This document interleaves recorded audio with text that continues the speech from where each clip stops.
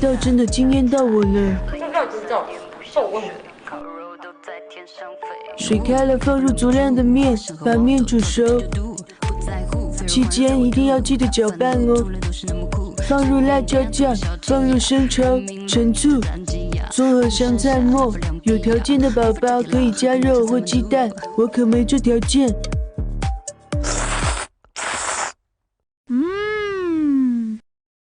蒜末、葱花、呛香的辣椒往上一浇，我要说是方便面最好吃的做法，你可能不信，不信你就往后看。你看，一块火锅底料加一碗我家的清水，放入料包，再烫点青菜。这会儿啊，先把青菜捞出来，放到碗里，放2块面，放点火腿，简单烫一下，不要煮熟就可以捞出来。这样煮出来的面啊，特别筋道。重点啊，放点蒜末、葱花，呛香的辣椒往上一浇。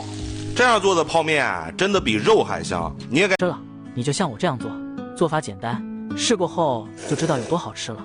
锅中水开，放入方便面，这2块面够3、4个人吃了。煮软后捞出过凉水，口感更劲道。油热下2个聪明蛋，快速滑熟。我每天分享一道懒人美食，您就留个关注呗。以后想吃不会做还能找到我。放葱花、火腿、青菜，大火炒香，炒至断生，倒入面条，加1勺生抽。半勺老抽、蚝油，1勺干妈，大火翻炒均匀即可开吃。想吃你也试试做吧。方便面得到了一致好评，真的是超级好吃，忍不住都想多夸2句。晚上想吃夜宵的，这个一定要安排上。水开以后，先煮2包面，不需要煮时间太长啊。煮散以后捞出来，2个鸡蛋炒散以后倒火腿肠、绿豆芽、青菜，炒至断生，把面倒进来。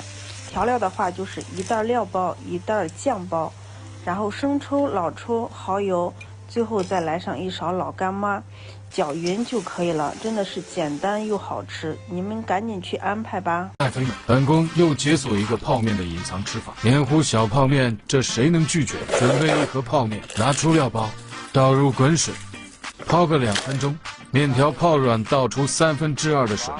留这么点汤，不然太干巴了。加入芝麻酱，爱吃花生酱也可以替换。加入差不多量的番茄酱，泡面酱料包全加，调料粉加1半，大功告成。最后搅拌均匀，越搅越香，真不错，真的口水都快溢出来了，迫不及待浅尝一口。